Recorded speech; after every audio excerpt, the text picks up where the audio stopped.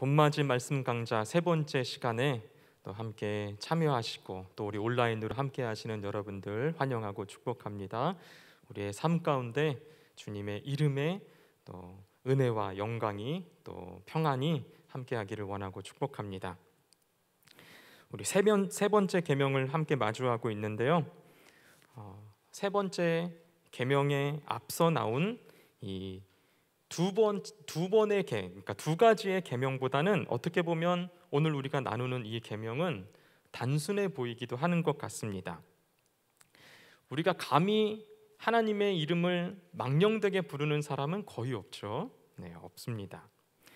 일반적으로 어떤 누군가가 내 이름을 욕을 한다면 여러분 마음이 기분이 어떠실 것 같아요?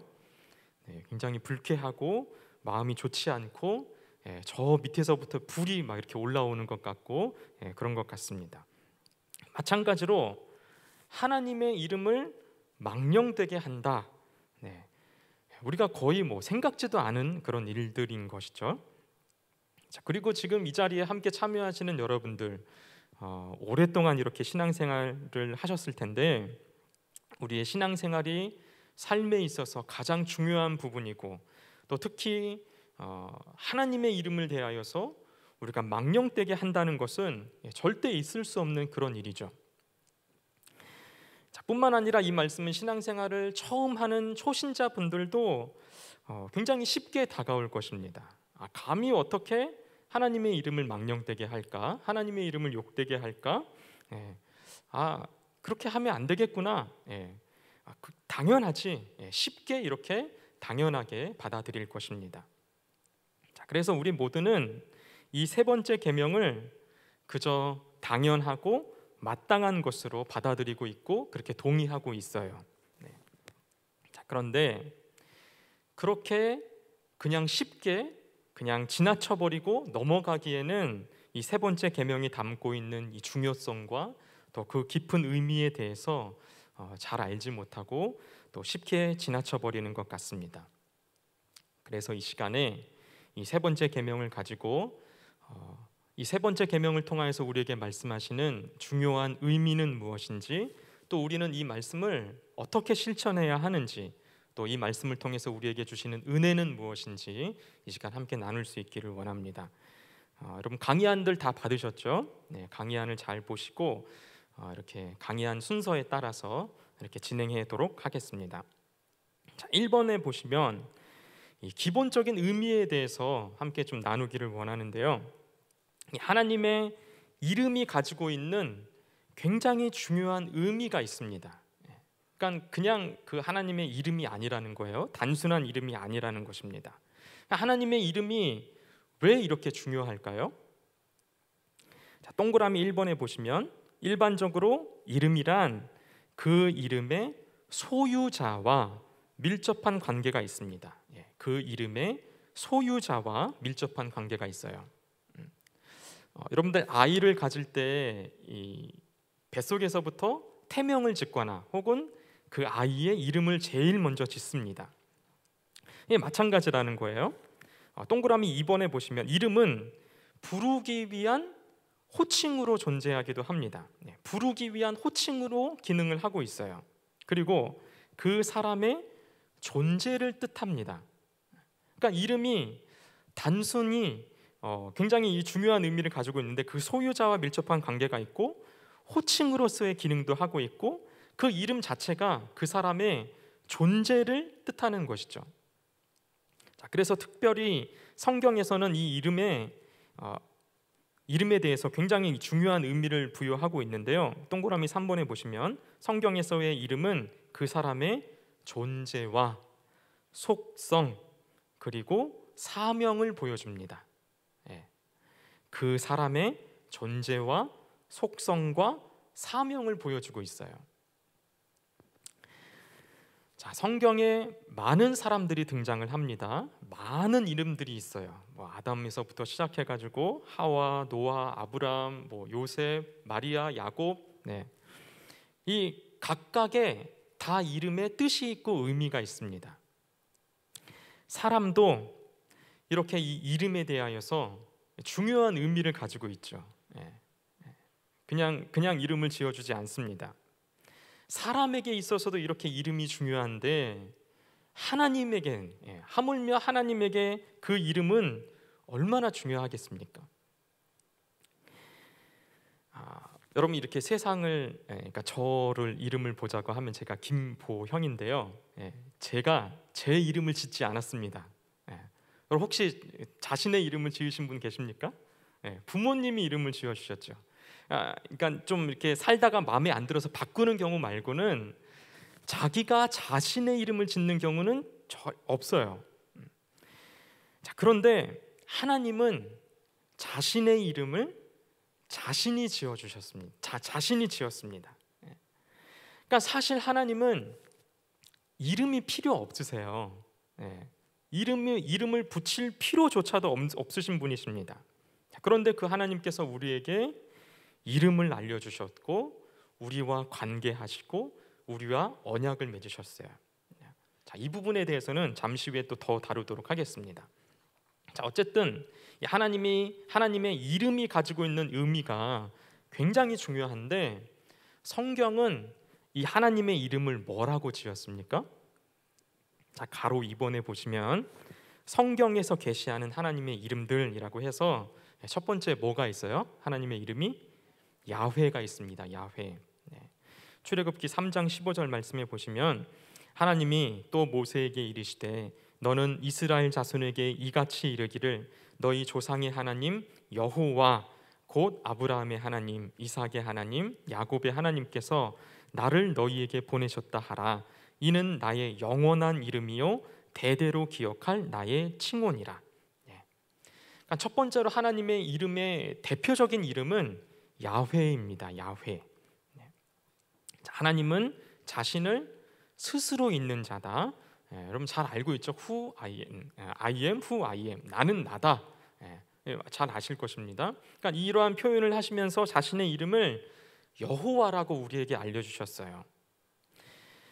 자, 이것을 우리나라 말로는 여호와라고 번역을 하고 있고 원래 원어로는 야훼라고 발음을 하는데 사실 여러분 이 야훼라는 발음도 정확한 발음이 아니라는 거예요.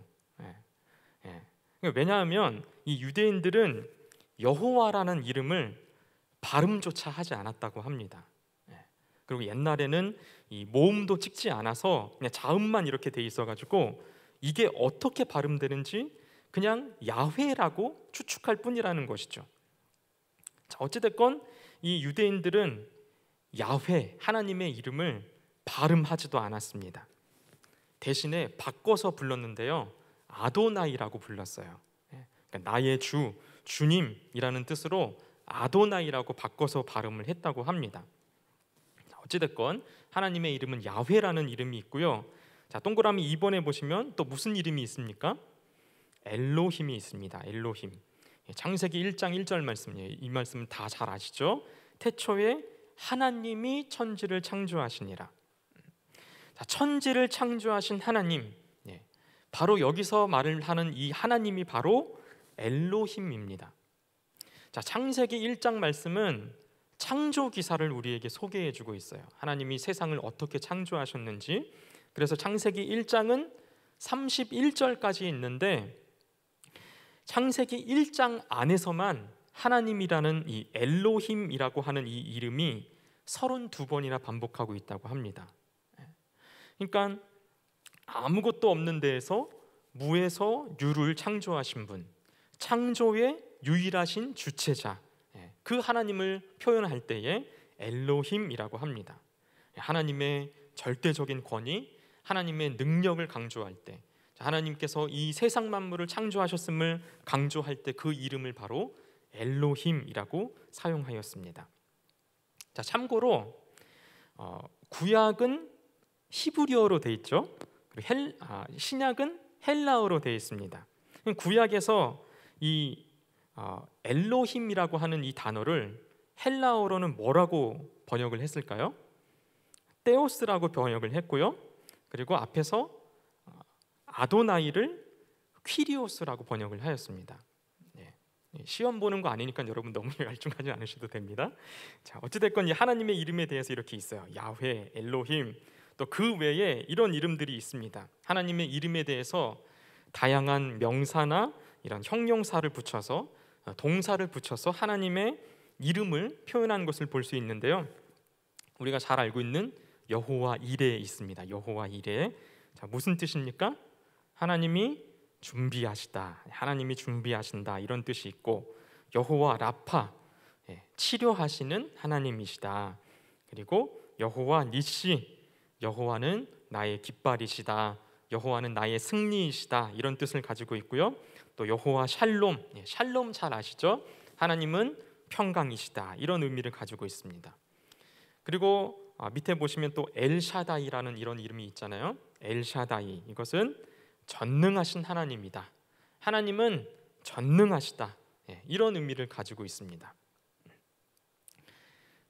여러분 열심히 적으시는 것 같은데, 이레 준비하시다, 라파 치료하시다, 니시 깃발 승리이시다, 샬롬 평강이시다, 엘샤다이는 전능하신 하나님이다.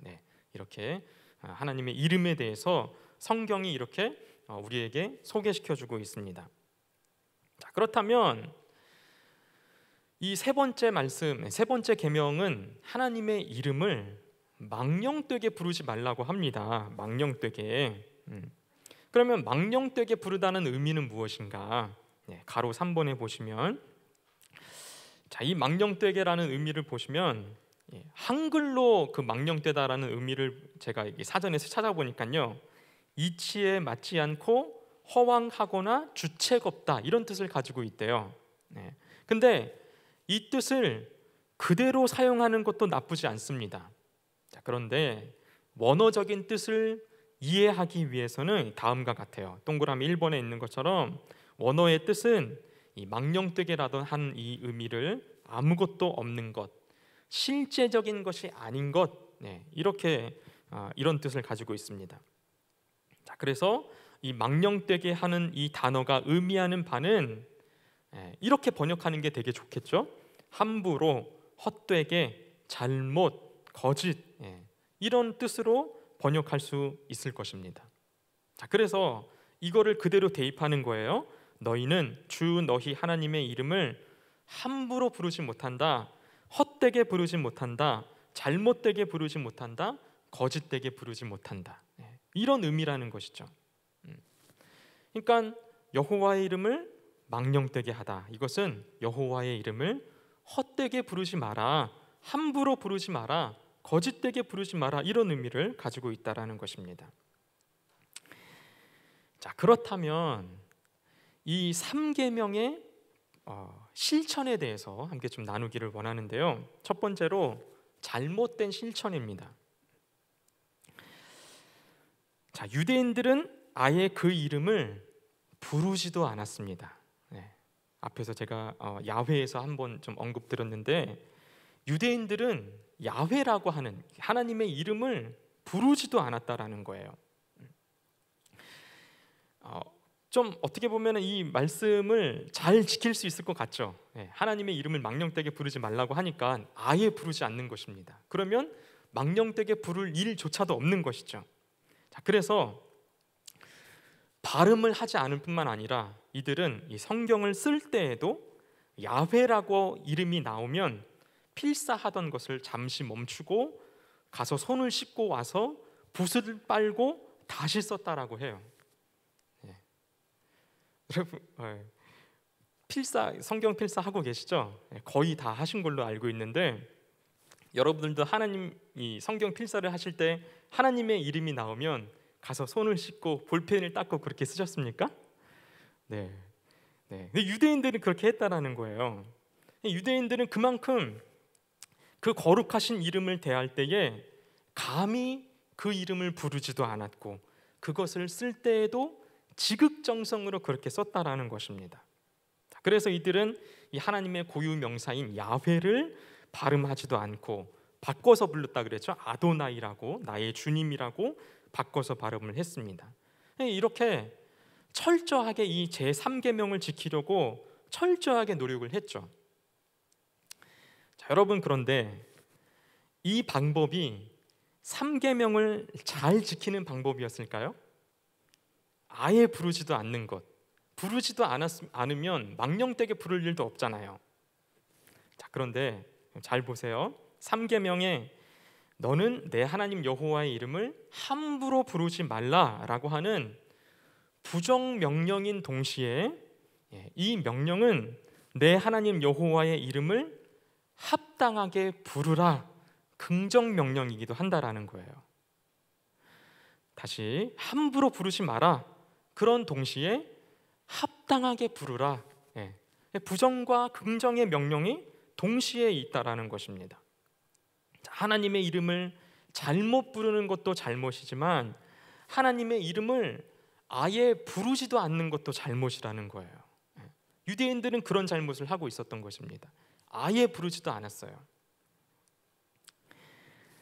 자, 이와는 반대로 동그라미 2번에 너무 자주 부르는 게 또 문제죠. 너무 자주 부르는 게, 그리고 아무 의미 없이 부르는 것도 잘못입니다. 너무 자주 부르고 아무 의미 없이 부르는 것도, 이것도 잘못하는 거예요. 이런 분들 많이 계시죠. 그저 그냥 한숨 쉬듯이 주여, 아버지, 하나님, 그냥 이렇게 그냥 뭔 일을 하다가도 뭐 이렇게 무거운 거 들다가도 주여 이렇게 하는 많으실 겁니다.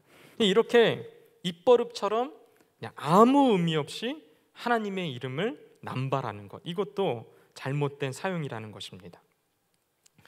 특히 이제 이 영어를 사용하는 나라가 굉장히 이런 잘못을 많이 하고 있는데요. 감탄사를 어떻게 합니까? 그 사람들은 오 마이 갓, 오 마이 갓, 지저스 막 이렇게 맙소사, 아이고, 이런 의미의 감탄사로 오 마이 갓 이렇게 한다라는 것입니다. 굳이 하나님의 이름을 넣어서 그렇게 감탄사를 사용하고 있다라는 거예요. 이런 표현들조차도 좋지 않은 겁니다. 좋지 않은 것입니다. 심지어는 그들은 욕을 할 때에도 하나님의 이름을 집어넣어서 해요.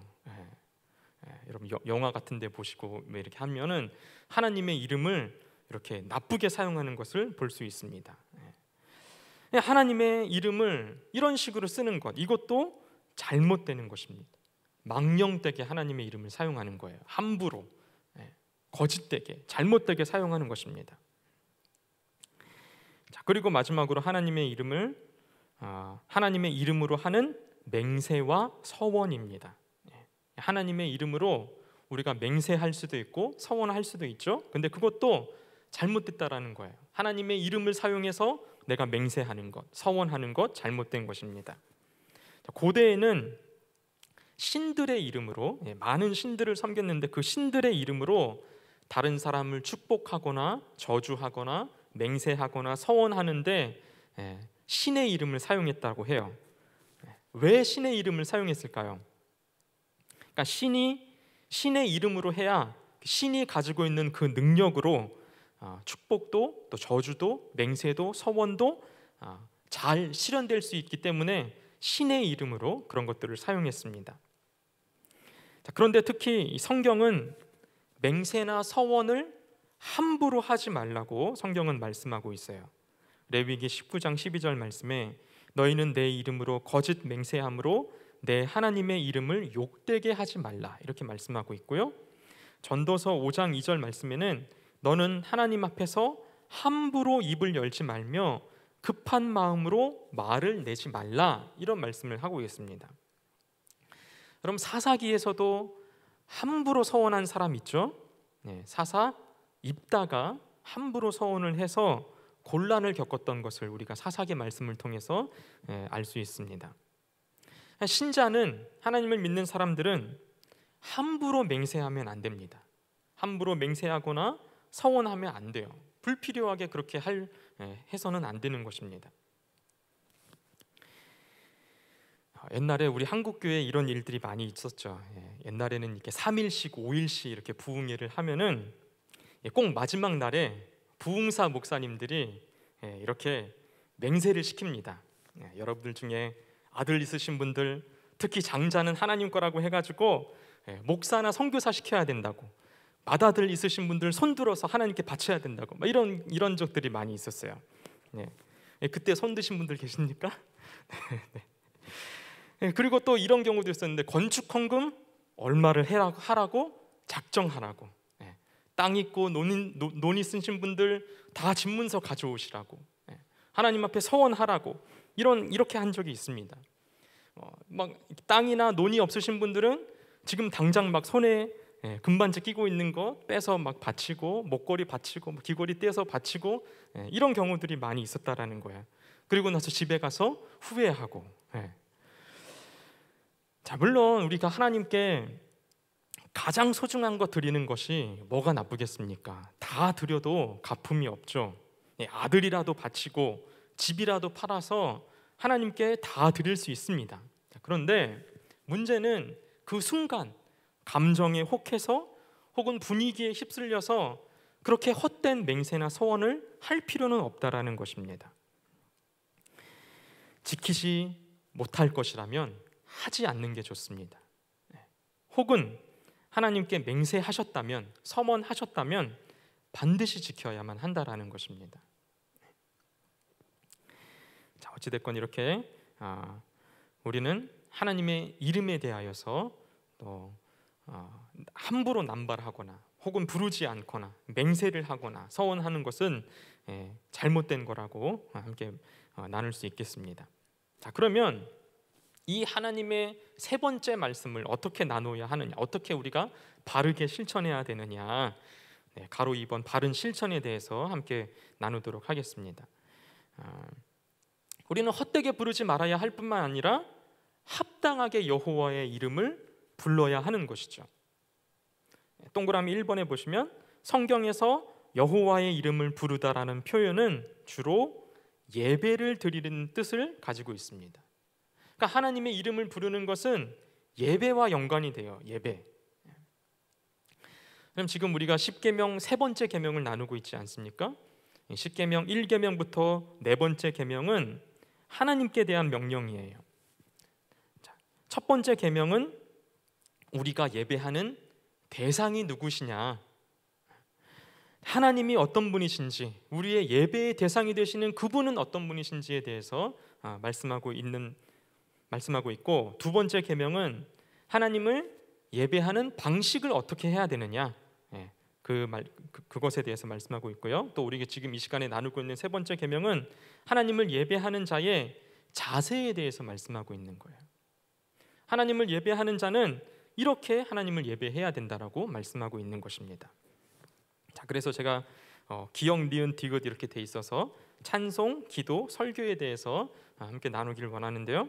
찬송은 뭘 하는 것입니까?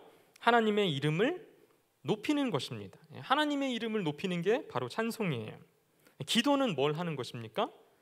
기도 처음부터 누구를 부르고 시작을 합니까? 하나님의 이름을 부르는 것으로 시작합니다. 하나님, 여호와 나의 하나님 부르는 것으로 시작해서 누구의 이름으로 마칩니까?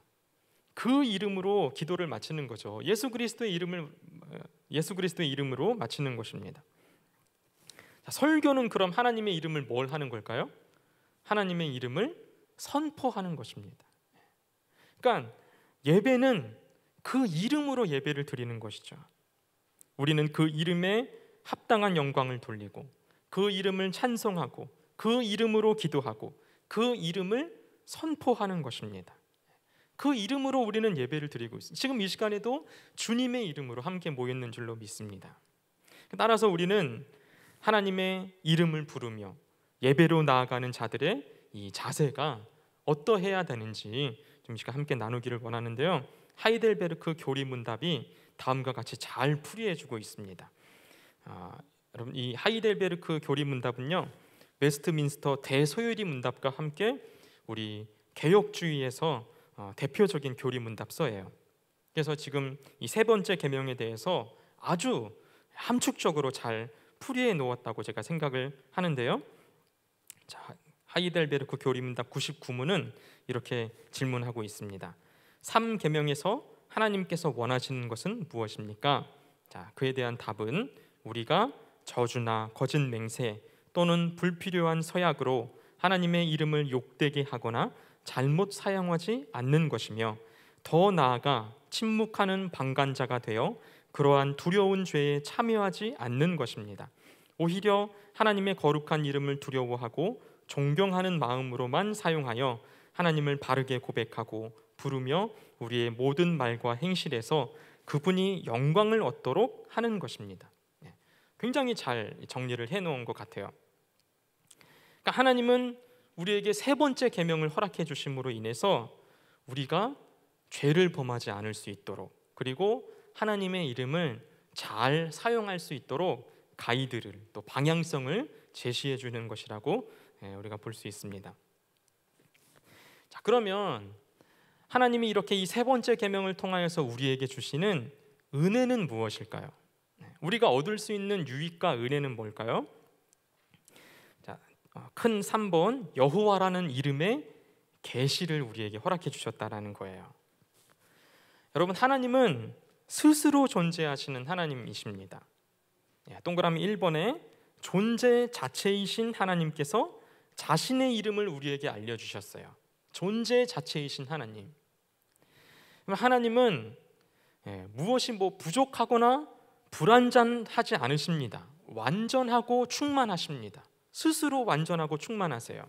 자, 그런 하나님께서 위험 부담을 감수하시면서까지 세상을 창조하시고 인간을 지으셨고 우리에게 자신의 이름을 허락해 주셨습니다.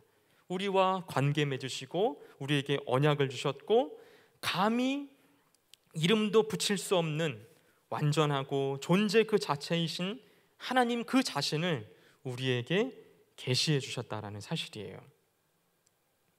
자, 이렇게 동그라미 2번입니다. 하나님께서 자신의 이름을 자기 백성에게 계시한 것은 가장 큰 선물입니다. 선물이에요. 자, 어떻게 신이 우리와 함께 교제할 수 있겠습니까? 사람이 개미와 교제할 수 있습니까?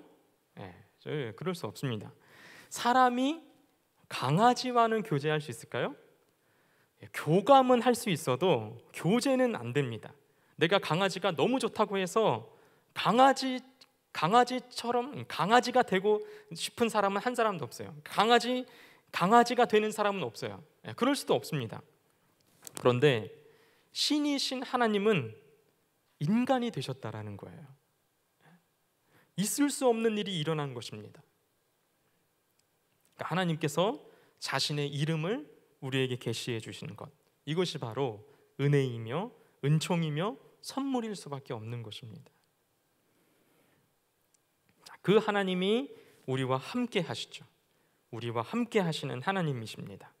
가로 2번, 우리와 함께 하시는 하나님, 동그라미 1번입니다. 하나님은 자신의 백성들에게 하나님을 부르고 하나님을 찬양하며 하나님과 교제하게 하시며 하나님의 이름을 거룩하게 함으로써 하나님이 예비하신 모든 선물을 얻을 수 있게 하셨습니다. 자, 다시, 하나님은 자신의 백성들에게 하나님을 부르고 하나님을 찬양하며 하나님과 교제하게 하시며 하나님의 이름을 거룩하게 함으로써 하나님이 예비하신 모든 선물을 얻을 수 있게 하셨다라는 것입니다. 여러분, 하나님은 홀로 저 높은 하늘에 계셔가지고 하는 하나님이 아니라는 거예요. 비행기 타고 이렇게 높이 올라가면은 이 땅을 볼 때 어떻습니까? 건물들이 막 손가락만 하고요. 사람들이 왔다 갔다 하는 거 보이지도 않습니다. 대기권에서 땅을 내려다봤을 때, 그런데 광활한 우주에서 사람을 볼 수 있을까요? 하나님이 우리를 보실 때와 그와 같으실 것입니다. 먼지 한 톨보다도 작은 존재일 거예요. 그런데 그런 아무것도 아닌 존재인 우리를 하나님께서 자신의 이름을 계시해 주시고 자신을 부를 수 있게 해주시고 하나님을 예배하게 하시고 교제하게 하시고 우리와 함께 하신다라는 사실입니다. 놀라운 사실 아닙니까? 은혜라고밖에 설명할 수 없습니다. 자, 그래서 동그라미 2번에 보시면 여호와라는 이름 안에 그의 백성으로서의 우리의 정체성이 담겨 있습니다. 그러니까 하나님의 그 이름 안에 하나님을 따르는, 하나님을 예배하는 백성의 정체성이 담겨 있는 거예요. 하나님의 이름 안에 우리의 과거와 현재와 미래가 담겨 있습니다. 여러분, 앞서서 모세에게 하나님이 자신의 이름을 소개하실 때에 누구의 하나님이라고 소개합니까? 나는 스스로 있는 자다 이렇게 하시면서 나는 아브라함의 하나님, 이삭의 하나님, 야곱의 하나님이라고 소개합니다. 그럼 아브라함과 이삭과 야곱은 이스라엘의 역사예요. 이스라엘의 역사입니다. 그리고 그들에게 하셨던, 하나님께서 직접 그들에게 하셨던 언약을 내가 잊지 않았다고 그렇게 표현해주고 있는 것입니다. 자, 우리는 하나님께로부터 와서 하나님께로 나아가는 백성입니다. 또한 우리는 하나님을 뭐라고 부릅니까? 우리의 아버지라고 부르죠. 우리는 하나님을 아버지라고 부르는 자녀입니다. 우리는 이 땅에서 잠시 사는 동안에 대한민국의 국민으로서 또 광명 시민으로서 살아가고 있지만 궁극적으로는 천국 시민입니다. 우리의 정체성은 하나님 안에 담겨 있다라는 거예요. 하나님 나라의 백성이며 하나님은 특별히 자신의 이름을 걸고 우리를 너 하나님의 사람아 이렇게 불러주십니다. 하나님의 이름을 걸고 우리를 불러주십니다. 우리의 정체성이 바로 그 하나님의 이름 안에 담겨 있다라는 거예요. 자, 이제 이 세 번째 계명을 신약으로 연결해서 한번 보도록 하겠습니다. 첫 번째는 임마누엘이죠. 임마누엘. 잘 알고 계시는 임마누엘입니다. 자, 마태복음 1장 23절 말씀에 보라 처녀가 잉태하여 아들을 낳을 것이요 그의 이름은 임마누엘이라 하리라 하셨으니 이를 번역한즉 하나님이 우리와 함께 계시다 함이라. 하나님이 우리와 함께 계시는 것입니다. 구약에서 이사야에서 메시아 탄생 예언이 예수께서 탄생하심으로 그 예언이 마침내 이루어지는 순간이죠. 태초에 천지를 창조하신 이래로 단 한순간도 우리와 떨어지지 않으셨던 그 하나님이 이제 마침내 기필코 우리가 보고 듣고 만지고 경험할 수 있도록 우리와 같은 인간으로 함께 하시는 그런 역사적인 사건이 일어난 거죠. 임마누엘. 자, 또 다른 이름은 뭡니까? 예수이죠. 예수. 마태복음 1장 21절 말씀에 아들을 낳으리니 이름을 예수라 하라. 이는 그가 자기 백성을 그들의 죄에서 구원할 자이심이라. 그러니까 예수는 우리를 죄에서 구원하시는 분이십니다. 임마누엘, 우리와 함께 하시는 하나님, 그분은 우리를 죄에서 구원하시는 하나님이라는 거예요. 우리는 아무리 애를 써도 하나님의 이름에 합당한 백성이 될 수 없습니다. 아무리 노력해도 우리에게 허락하신 그 계명을 절대로 지키지를 못합니다. 율법과 계명을 완전하게 지킬 수 있는 사람은 단 한 사람도 없어요. 자, 그러므로 하나님이신 그분이 우리에게 오셔서 임마누엘 되시는 하나님께서 자기 백성을 죄에서 구원하시는 주로 친히 우리에게 오셨다라는 것입니다. 자, 이렇게 임마누엘 되시고 또 죄에서 구원할 자 되신 그분께서 직접 우리에게 기도를 가르쳐 주시죠. 세 번째, 이름이 거룩히 여김을 받으시오며.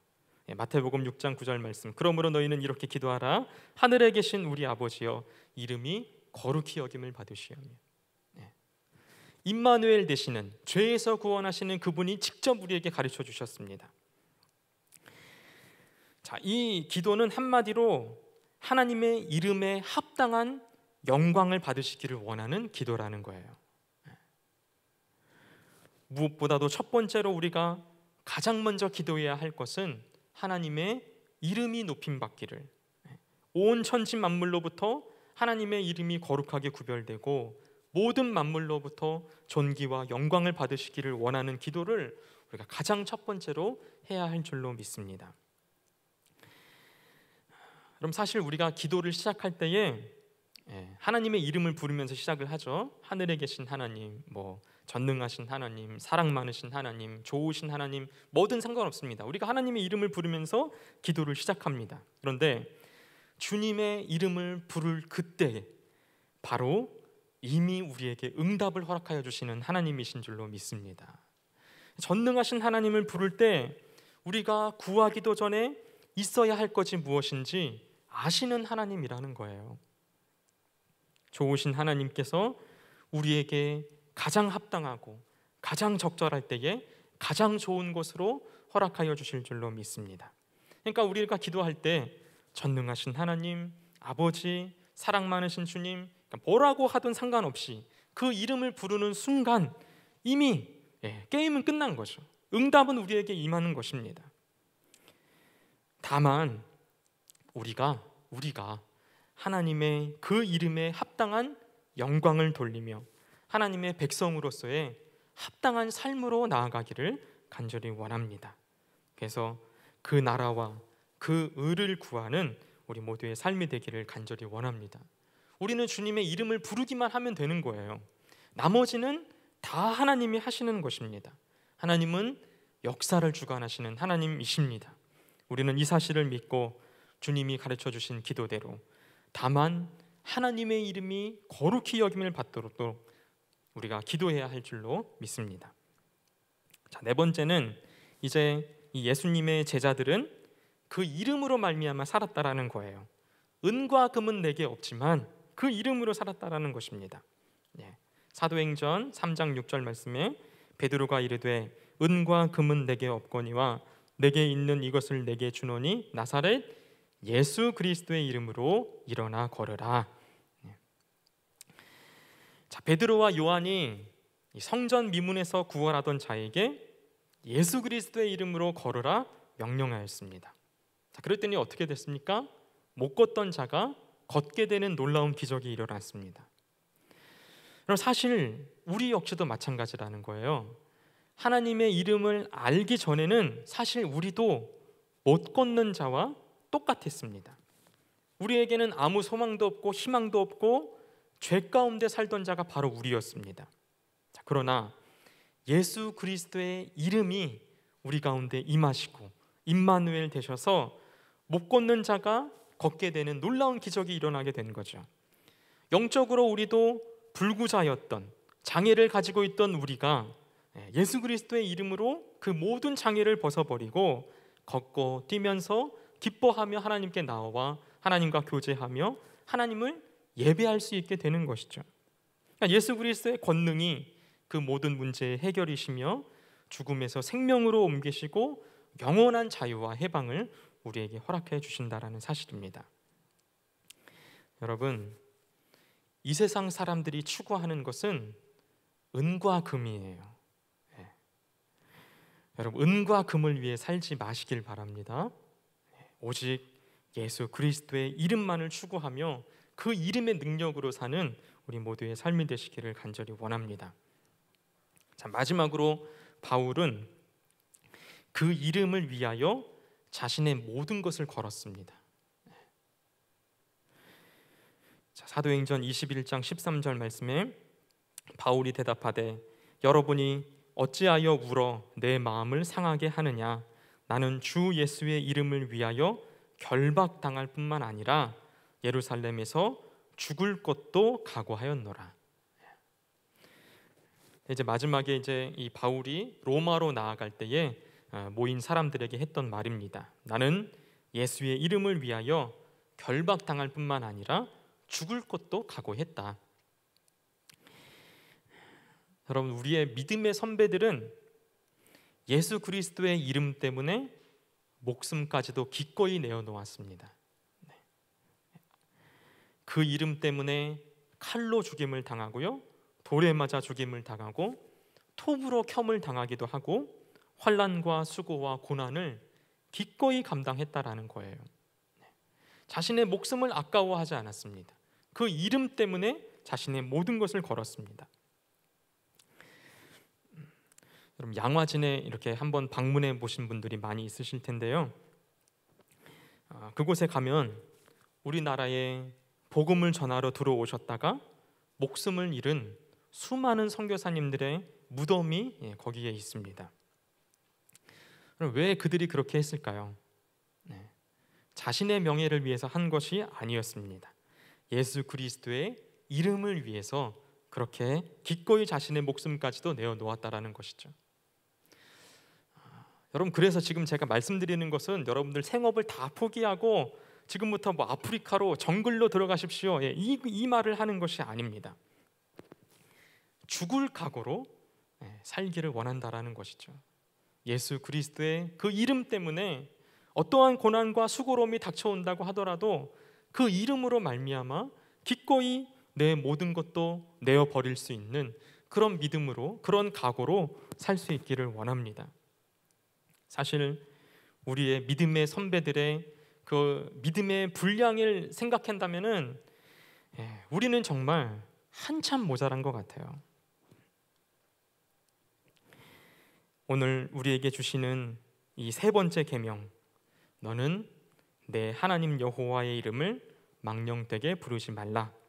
이 말씀을 통해 오늘날 우리에게 과연 하나님 여호와의 이름은 어떤 의미를 가져다 주는지, 우리와 함께 하시는 임마누엘 되시는, 또 우리를 죄에서 구원하시는 예수 그리스도의 이름이 오늘 나에게 어떤 의미가 있는지 다시 한번 깊이 생각하고 묵상하고, 또 그런 죽을 각오로 예수 그리스도로 인하여서 살아갈 수 있는 우리 모두의 삶이 되시기를 간절히 원합니다.